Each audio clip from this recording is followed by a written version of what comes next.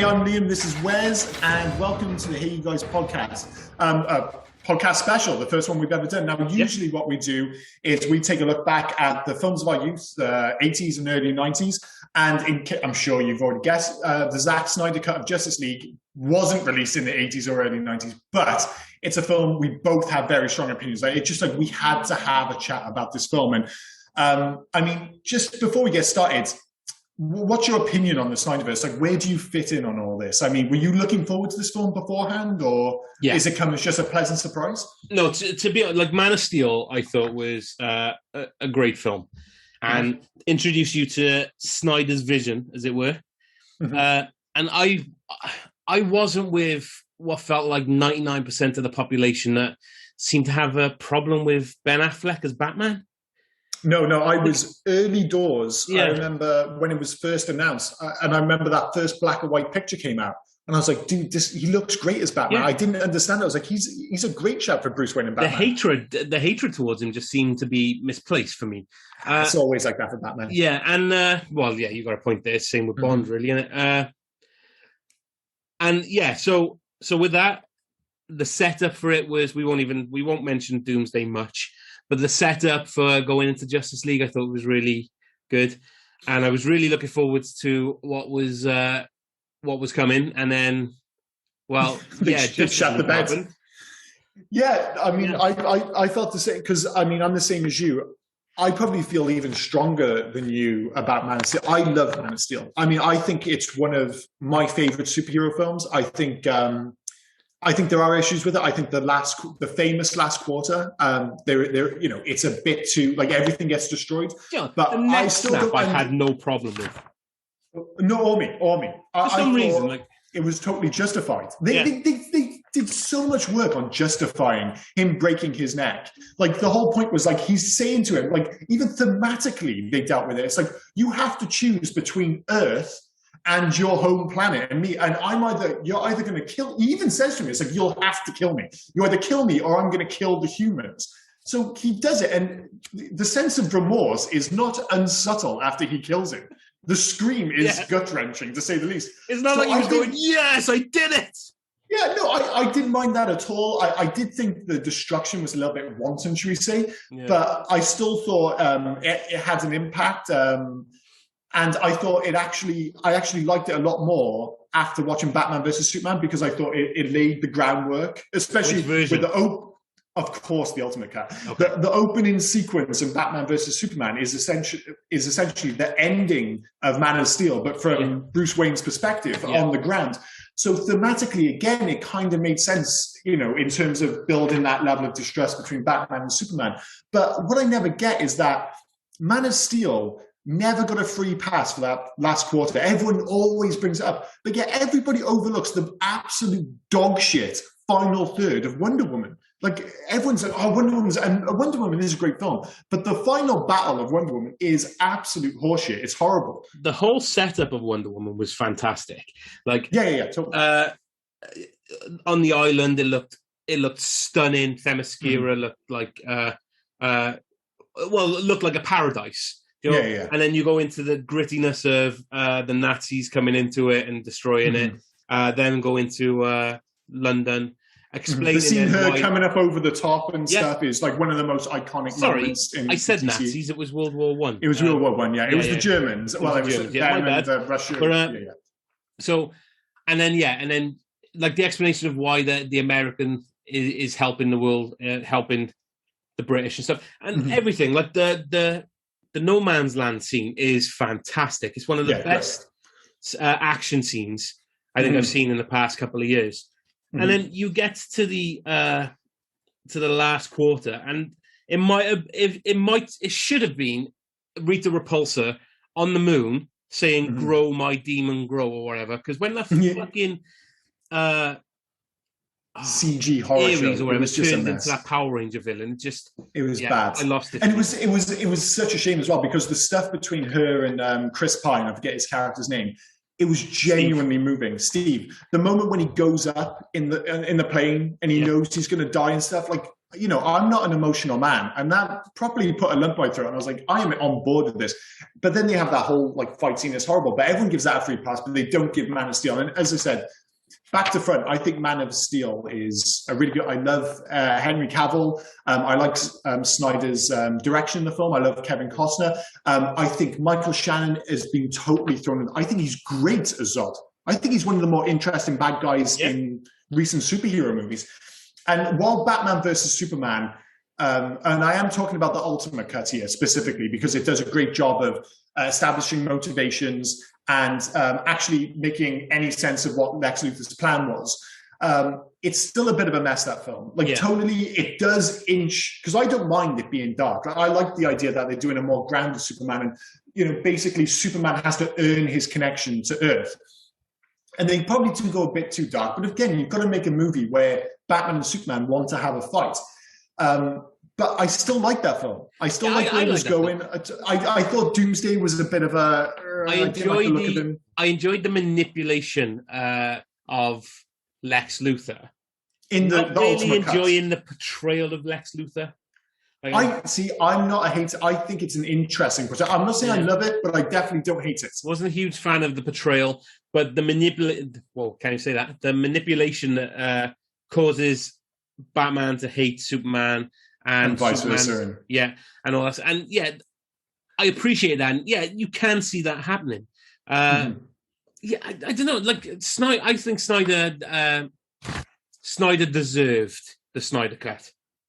Oh yeah, he did. And the thing is, I was watching the end of Batman versus Superman. It was randomly on last night, and while the end of the film, I think it does get a touch messy, but you know, it's all a means to an end. You can see what he's trying to do. Yeah. He's trying to establish Superman. You know, do the death of Superman properly. It leads into the building of the establishment of the Justice League, and then basically the return of Superman as the Superman we think of. You know. The whole thing was like building towards not just giving you on a plate, Superman, this wholesome Superman. The idea was that he had to establish this connection with Earth. And that's what is done exceptionally well in the new Justice League movie. But something that was completely just kind of lazily handed up on a plate in the theatrical cut, which didn't work. But one thing, I've got to mention it, I watched it again.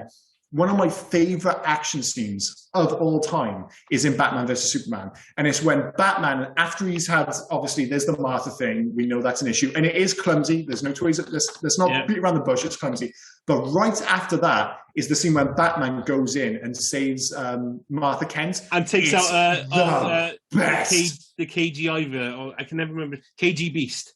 KGB, yeah. When he goes in through the floor, and the way absolutely is so physical, like it's the way bone crunching, isn't it? It's just We've just done a podcast on 89 Batman. As much as I love it, the fight scenes can seem a little bit archaic, shall we say? And as good as the Nolan films are, the hand-to-hand combat scenes aren't often shot very well and not very well choreographed. This scene is the best hand-to-hand combat Batman scene by a country mile. The bit when he punches the guy literally into the floor, I remember it was like, you know, that kind of American style, jumping off your seat in the cinema. I almost did. My ass came off my seat. Only an inch. You're ready to throw the fist in the air, Oh, dude, even the bit like when it throws in like subtle nods to Frank Miller's graphic novel, when he gets like stabbed in the shoulder and he gets up, and there's just a split second when he does that perfect comic book pose. You can just see it on the page. Man, I fucking love that scene. But what I loved about them all, what I loved Zack Snyder flirted with was Superman's got all this power. Mm-hmm. If you twist him just the wrong way. Yeah. They've been doing that for years. Yeah. Red Sun is a perfect example. It's like, what happens if Superman landed in Moscow instead of Kansas? It's like, it could have so easily gone a different way. Same with the Injustice video games. The Injustice video games did it as well, where Superman actually the Injustice, they did it pretty well. Lois, and like he was tricked into killing Lois, and then he snapped. Yeah. Well, I like I said, I think it's an interesting premise, and it's not just like we've already done the Boy Scout Superman. Like I love the Richard Donner Superman films. Not obviously the first two; the other ones are rubbish. And they try to go like people. It's like everyone. Did you all forget about Superman Returns? They went back to the well, and I like Superman Returns, or I like some of it at least.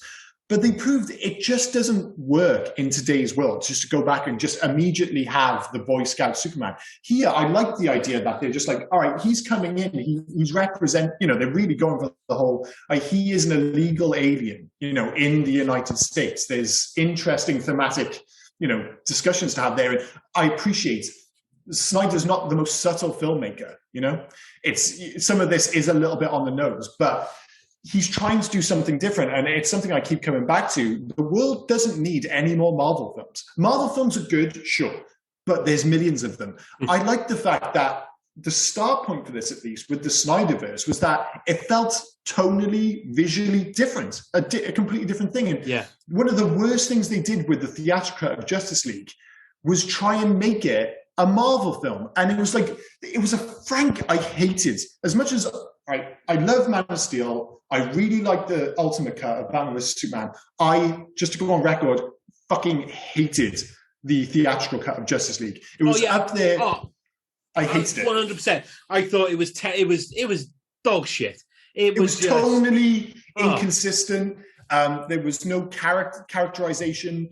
Steppenwolf was rubbish. Yeah, the humor, like throwing in jokes that don't need to be there. There was one good joke. The only one I missed when I rewatched it, when Superman comes back from the dead and they fight him, and I love that. Don't say the "will you bleed" thing.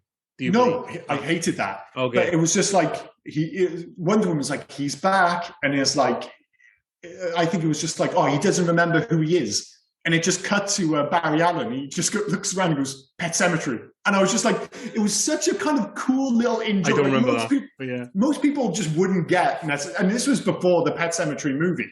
So this is referencing a 1980s Stephen King novel. And I was just like, that's such a cool little. That was the only thing from the theatrical cut I missed. Aquaman sat on the bloody lasso and just. Oh, horrible. Do it. And they're all just. And even to the point where it's.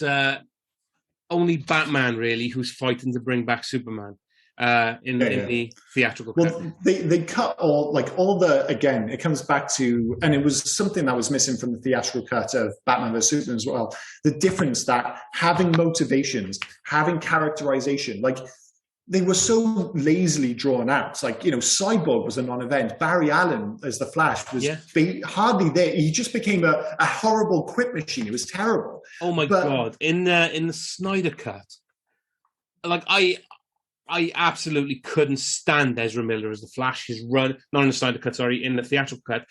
I couldn't stand Ezra Miller's running. I couldn't stand his, like you said, his quips.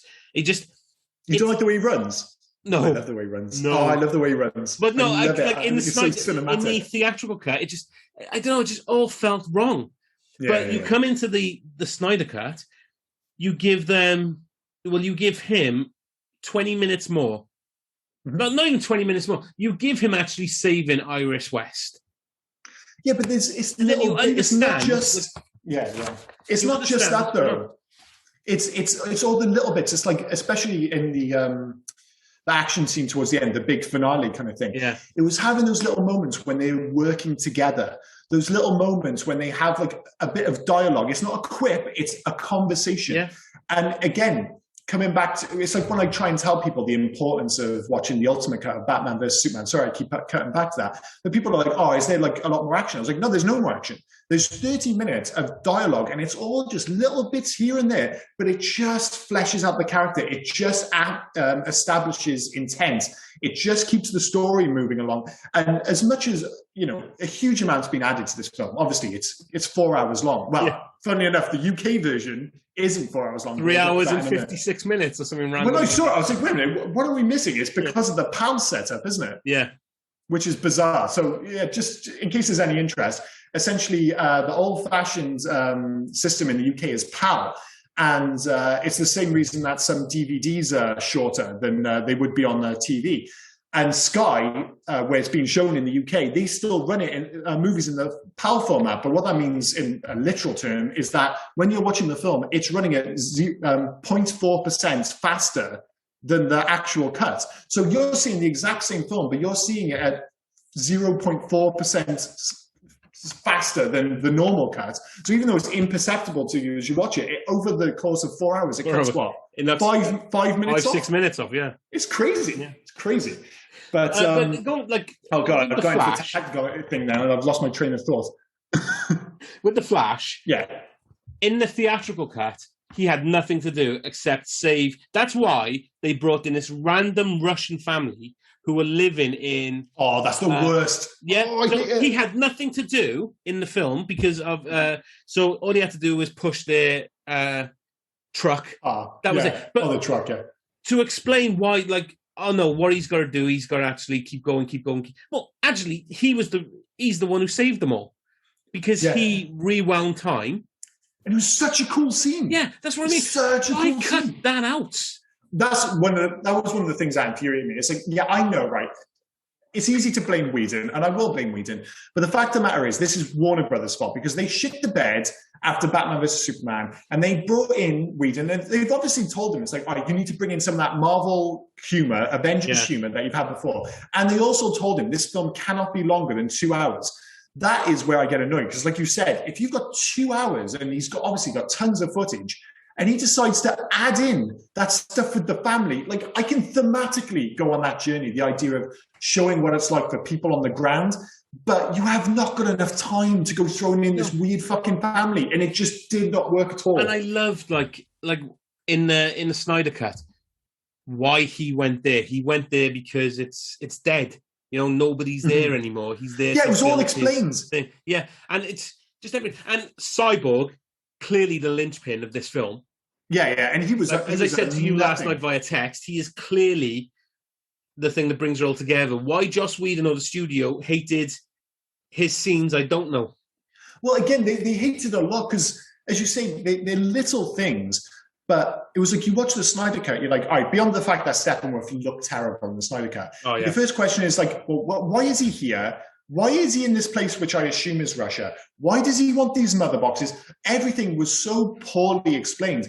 And not only do they explain that in the Snyder Cut, and not only do they give, Steppenwolf looks much better, they obviously give him a huge, a backstory, a motivation to be there, explanations for why he's there in particular, why it looks all weird and red and stuff.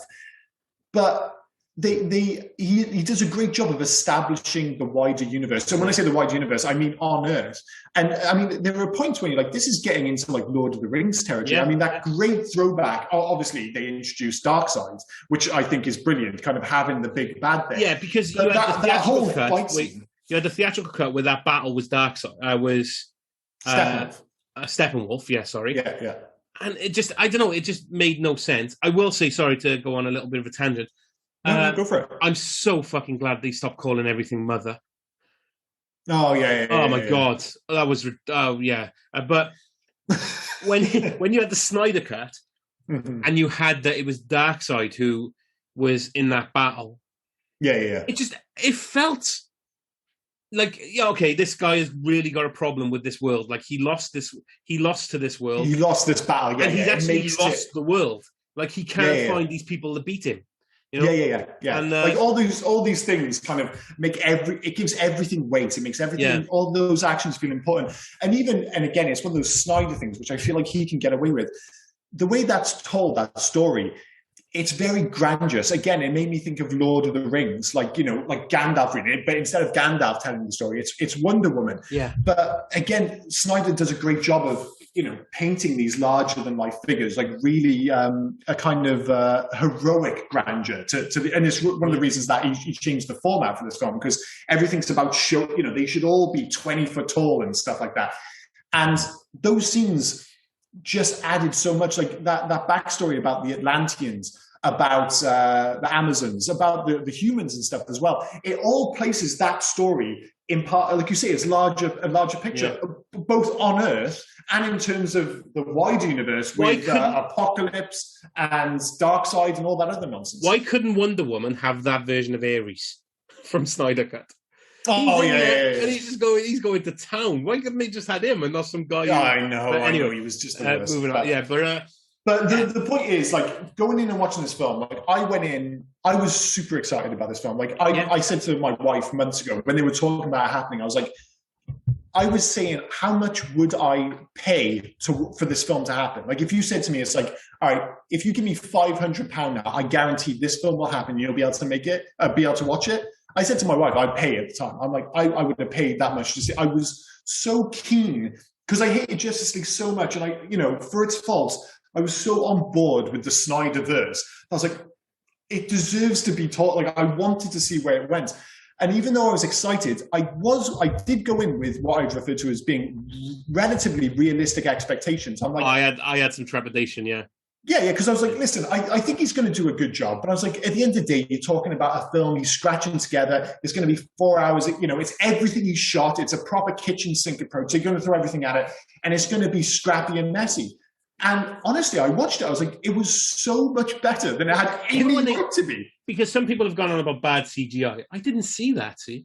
Oh, the only time I saw it was right at the start, which had me worried. There was a bit where Lex Luthor is in the pool after he's brought back Doomsday. Doomsday, yeah. It was like, when it was the opening scene when Superman dies. Yeah. And they had that very visual representation of the bell being rung. I was doing rabbit ears here. And there's a bit when he's in the pool. I was like, oh, that looked a bit dodgy. But then the rest of the film, I was like, I thought the CG was good. Cyborg looks occasionally so-so. But I thought Steppenwolf, like, there were a lot of close-ups. I thought he looked really good. Yeah.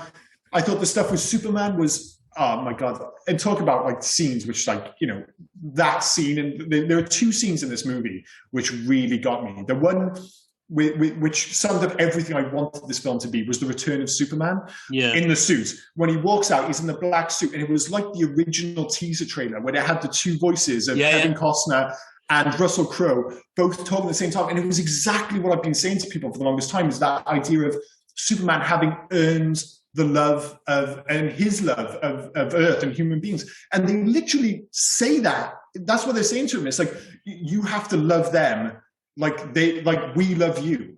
And they're like, now you're ready. Like, this is you now. You're like, basically they're saying, after all these trials, tribulations, you've died, you've come back, you're ready to be the Superman that we all know and love and have in our heads. And the great thing is, at this point, it feels totally earned. And when he just shoots off into the sky, I just remember I was sitting there, I had a massive grin on my face. And of course, the famous scene that I think it has become quite famous, when Steppenwolf is about to kill Cyborg.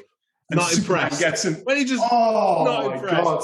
That was the most geek friendly scene in the film. That was fucking awesome. It was like, and I don't know, it all just seemed to like the theatrical cut got me when it was we gotta in Batman vs Superman, sorry, I'm jumping around a bit, you had that dream Bruce had where the Flash came back and said Lois is the key. So you get the theatrical cut, and they go, okay, what were they going to do? We're going to call Lois is the key to Superman, so we'll call her the big guns. And that felt forced. Like, it totally did. And then you get to the Snyder cut, and no, literally, she goes and visits there every day. Walking away, but she sees that explosion like everyone does, so she comes back.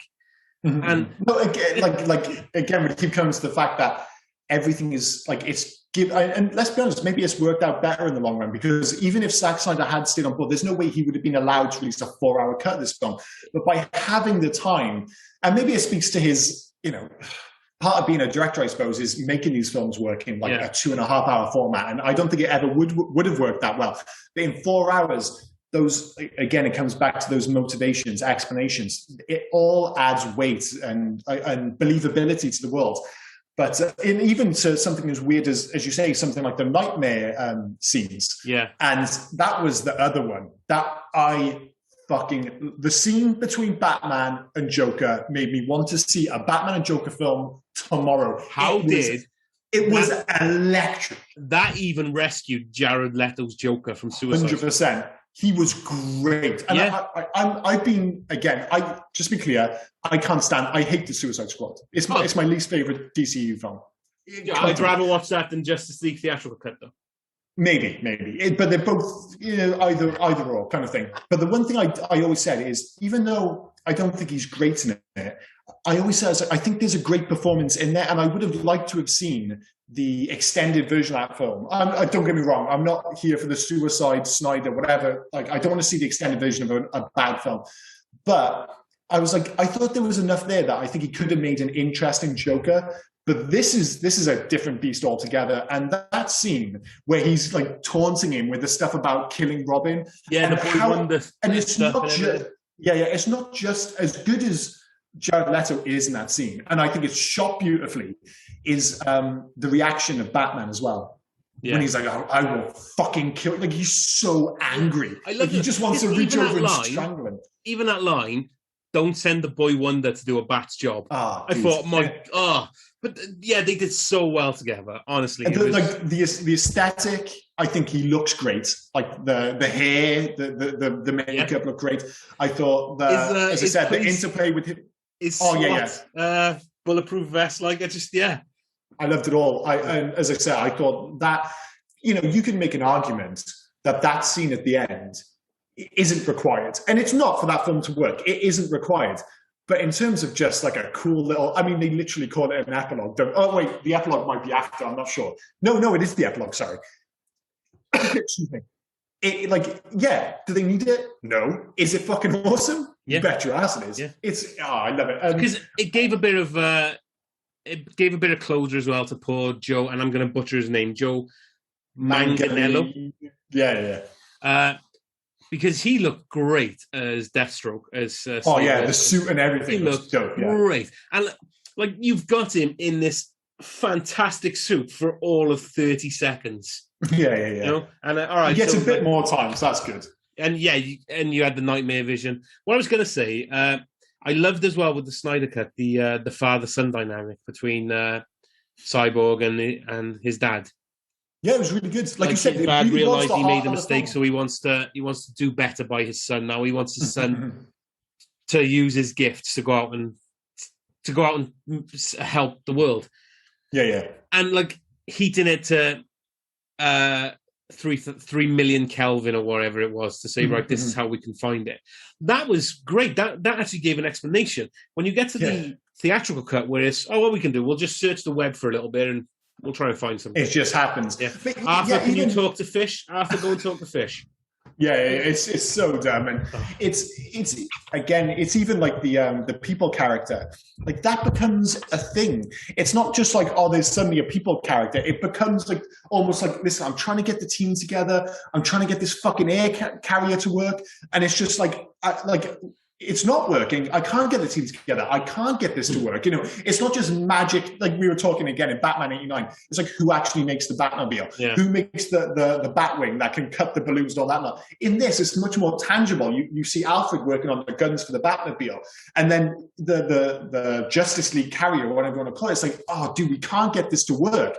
But then it all comes together, and again, it's not a big issue, a big deal, but all those little things add up, and it just gives you a connection to the story. It gives you a connection to the characters, so that when you do have this big finale, and let me be clear, the finale is so much better. Oh, well, yeah. It all just lands. And I mean, you've already mentioned it there. I thought I was not expecting the stuff with Barry with the Flash. Yeah. Like that whole thing where I said, I've got to break my rule. And the visuals where it looked like he's running into like the center of the universe. I was like, step in and the floors come meeting him because he's going back. I know you're not so fussed on it. I love the aesthetic, the running style. I love it. I think it would look so cheesy if he was just doing fast arms. I thought it was awful. Kind of almost balletic kind of thing he's got. I thought it was awful in the theatrical cut. It didn't seem to fit. When you get more of what's going on here and you get more of Barry, I think it fits perfectly. And even the bit like in the ends in the theatrical cut, they just pull the boxes apart and that's it. Here you have this big reintroduction of Superman, and you have that whole thing where Barry's involved, where the Flash is involved in terms of like getting to Cyborg in time. All these I remember, it's like I know how this is going to end, but I was nervous. And again, they all died, and then the Flash brings them all back, and they have that moment. And even I thought the bit with Darkseid at the end, where they basically have that visual showdown, where it's like him on one side and them all eyeballing. And let's be honest, after they brutally murder Steppenwolf, I was like, dude, it's so badass. I love it as well. So badass. It always makes me laugh with the Dark, because you got Darkseid. That's the name, Darkseid. For Darkseid. Even when Steppenwolf says his name, it sounds awesome. Yeah, but you got, I said, Darkseid, Steppenwolf, but the unity, Granny Goodness. Granny Goodness. Granny Goodness. So dumb. Yeah. And like, are they going to rename that character again? See, I'm getting so hyped. We're getting so carried away with this. Like, there's so many loose ends at the end of this film. Oh yeah. And it's like, do we think? Because the reaction has been like, obviously the critical response, and it will be to any Snyder film, has been mixed. But let's be clear, we live in a world where Aquaman got better reviews than Man of Steel, which I think is a fucking travesty. Aquaman, and I love what they did with Arthur Curry. I love Jason Momoa. I thought Aquaman was a travesty of a film. I think the dialogue is terrible. There was one or two bits when the audacity of it is almost impressive. But I think Aquaman is a bad film. And the fact that it got better reviews than Man of Steel is, I find, utterly perplexing. There was a bit of retconning with Aquaman, wasn't there? Because there was, yeah. Even she said my parents died in Snyder Cut. She said my parents died. And, but did you know, it's like, even, it was like going back and watching this again, I was like, oh yeah, they removed his eyes. Not literally, but in Justice League, his eyes are, like, he's obviously got contacts in. But for the one made Aquaman film, he's just got human-looking eyes, and they can all talk underwater. Whereas in this, I was like, when they started doing it, I was like, is she making sounds like a dolphin, like sonar? They do a sonar thing, and then they have to do a bubble. And I was like, it all looks so much cooler. That was a fantastic shot, though. When Steppenwolf released that missile into the wall, and they go, "What are we under right now?" And it's like Gotham Harbor. Just the wall, you've got the silhouette of Aquaman. That looked fantastic. That was in the theatrical cut, though, wasn't it? Was it? Because I don't remember. Yeah, no, that was in the theatrical cut. I remember him coming out. It was just him stood there for a minute. I don't remember. Oh, yeah. No, it wasn't as long in fairness, but it was the same kind of scene. But yeah, it's weird because when you break it down, the structure, obviously, the film, if you were doing a really lazy synopsis, it would almost be the exact same film as the theatrical cut. Like, it's the same story, but it's just so much more of it. And when I see something, it's not just lazy. Like, I thought it was just going to be like a lot of what would feel like cutscenes. I was like, the pacing will be weird. It won't feel essential, but it'll be interesting to watch. Whereas you watch this, you're like, no, this all just feels right. The pacing, like I watched it for 4 hours or 3 hours, 57 minutes. I wasn't bored. I was on board the entire time. And as you said, I thought visually, I was expecting it to be hit and miss. I was like, I think this looks great. Even like when they're digging Superman up, and you got the two sets of conversations. You got Flash and Cyborg while they're digging him up, and then you got Aquaman and Wonder Woman talking at the van. Even they seem to add more to the story, than you ever got before the other thing. What I think is, we can't really finish this bonus episode without mentioning, Alfred. Yeah, I think he's great. I love him. Oh my god! And they give him more to do in this one. It's like even when he's like, "My gauntlet works." I love the most quintessentially British thing, and it'd probably be easy to laugh at and think it's been a cliche. But I totally get his whole thing about tea, about making tea right. Oh yeah, I'd be exactly the same. I'm like, whoa! If you want to have the tea afterward, it's so good. Obviously, B then, because it was all Unite the Seven and stuff and things like that. Martian Manhunter. Martian Manhunter. I mean, again, I thought that was the way they dealt with it was really subtle, but like, he deserved that moment. It's similar to what we were talking about in Batman '89 about the fact that Billy D. Williams never got to actually be Two-Face. Yeah, same here. He never got to be Martian Manhunter, but now he's had his moment. And like I said, how Batman shrugs it off though. Like he's just woken up from a nightmare. An alien flies to him, and all right, he's seen Superman, he's seen some stuff. But it's like, holy fuck, dude, you're green. Yeah, he does deal with it well. And that's a weird scene, actually, because that was one of the few ones where, because most of it, there's not actually that, like, a huge number of reshot scenes. Most of it is just the original film. Are you going to say the fact that Batman looks like he's gone to the gym a bit more? That's exactly it. I was like, he doesn't look fat at all. What happens is he gets out of bed. I was like, oh, look, Ben Affleck looks like a normal human being. Whereas in Batman versus Superman, he's absolutely jacked. Yeah. He's fucking jacked, dude.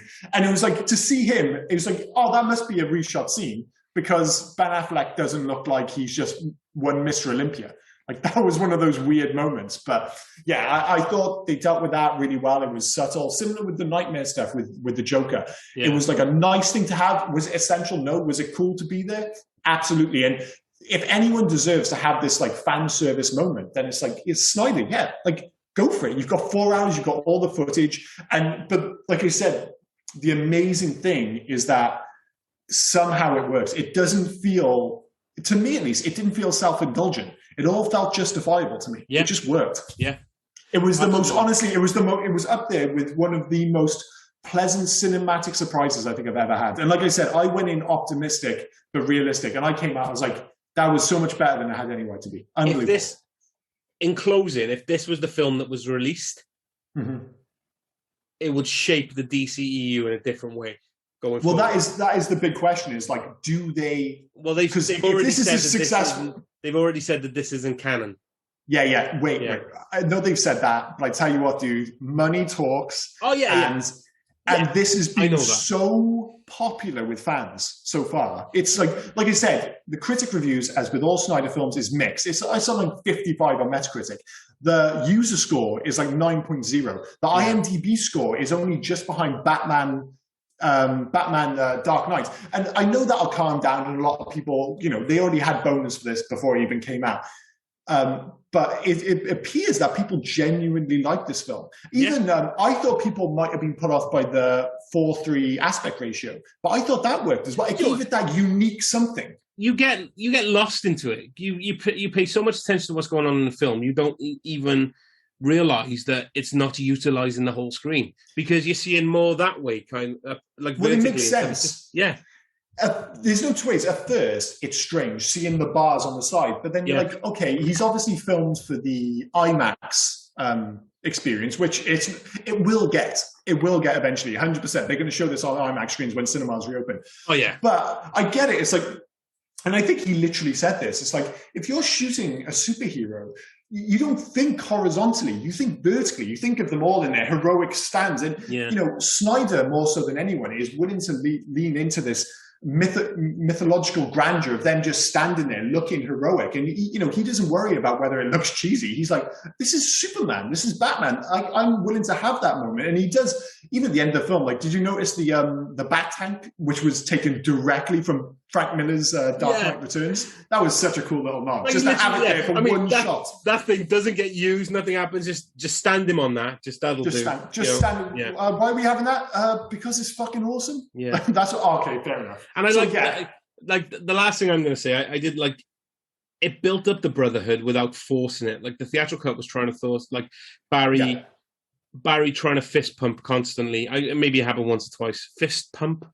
Yeah. Dude, you don't want to do fist pump with your friends. No. Especially if you can move as fast as the Flash. That's going to complicate friendships real fucking quick. So Barry trying to fist bump and stuff, and then I don't know. That's all feeling forced in the theatrical cut. When you got the Snyder cut, and you got them all stood there at the end, and you just got the two guys and Cyborg and Flash just do a quick, safe fist bump and move on. And I'm so glad "Booyah" wasn't said. So glad. Some of that horrible dialogue, but I mean, just to close this off again, I mean, obviously the fact is we're both very positive on this, which I think is great. It's to say it's like leagues ahead, no pun intended, of the theatrical would be an understatement. Yeah, but it is, as much as those big moments land, and it's cool to have like that, those extended battle scenes and stuff. It's the dialogue which creates the team, establishes the relationships in the team, and then in the finale, not only that, but they actually have those moments when you see them working together. It's not just, here's the Flash doing the Flash. And they do have those individual moments, but it's the little bits when they're working together where you're like, this feels like a team. And it's established and it's built throughout the film. So when they all do work together at the end, you're like, this is awesome. It shouldn't work, but it does. They knew their station. Like, Batman's not going to be fighting Steppenwolf. So he's taking care of the why can't I parademons? He's taking care of him outside. He's trying to give Flash an entry in. He's doing something for Flash beings to fight the superpowered beings. Whereas, But it's Correct me all if I'm wrong, linked but didn't together. Batman actually get involved in the fight with Steppenwolf in the other one? I can't remember. Yeah, I mean, funny enough, they were showing the theatrical cut on ITV2 today. I was like, dude, I'm not watching that budget shit. But like you said, it's how it all links in. It's like Batman is doing this so that the Flash can do that. The Flash is doing that so that Cyborg can do this. Superman has to get involved so that Cyborg doesn't get killed. All these things. So like the whole team is working together. Each of their actions interlinks with the other ones. It gels Nothing so feels well. just... Nothing like the theatrical cuts so often happens. Nothing feels like it's just happening. Nothing feels like it's just, again, no pun intended, just dropping out of the fucking sky. Like everything feels like it's freezing, and that is the major reason why it works. And I would love to see Justice League 2, Justice League, whatever, and more so than anything, I would love to see with if you take where Superman is now. I would love to see Man of Steel 2. Yeah. Oh my God, I would love to see that. I want to see Man of Steel 2. I want to see a Batman film with him and the Joker. And I want to see more Justice League. So in terms of whether this was a success, it was a fucking success. And I can't wait for Flashpoint. The last thing I think I remember reading about Snyder was, I think this is 1 and 2 of his Justice Leagues, because it's 4 Basically, hours. So, there would have been more, but Yeah, but he said the third one, the new Batman would have been... Lois and Clark's unpowered son, which I thought that would have been a really interesting, because obviously Darkseid still has to travel, because how long does it take him to travel? Well, he even says he says in the film, doesn't he? He says, "Oh, we'll travel in the old ways, get the Armada or whatever." And how long does that take? Exactly, at least 6 films. At least 6 films. Yeah. So, but you're right. Last thing for me is I am really looking forward to Flashpoint to see what they do, and to see 100%. if they open that now to give Snyder or to give other filmmakers in the vein of Snyder like an opening now. If you know what I mean. The great thing about Flashpoint is that obviously that's going to establish the multiverse. And what that really does allow is for the Snyder continuum, whatever you want to call it, narrative timeline, to actually exist within the wider DCU kind of outlook. And as I said, I think the response to this, both, more so from the fans than anyone else, and from the general public, like there's definitely a buzz about this film. It feels like a lot of people are talking about it. I think that might force the hand. So I think it'll be interesting to see where it goes.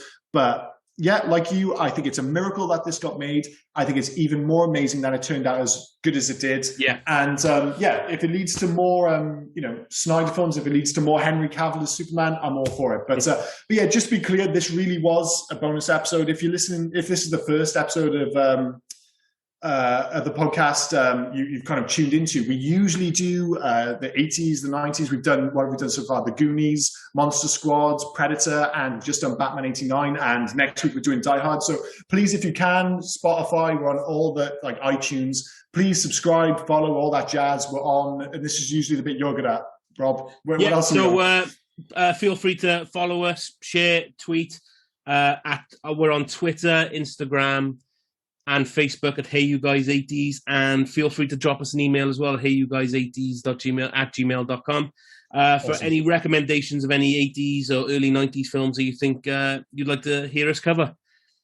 Awesome. Well, yeah. Like I said, obviously completely out of the ordinary for our podcast, but we had to talk about this, dude. We had to. So thanks for listening, and hopefully you'll tune in for Die Hard next week. Cheers, guys. Yep.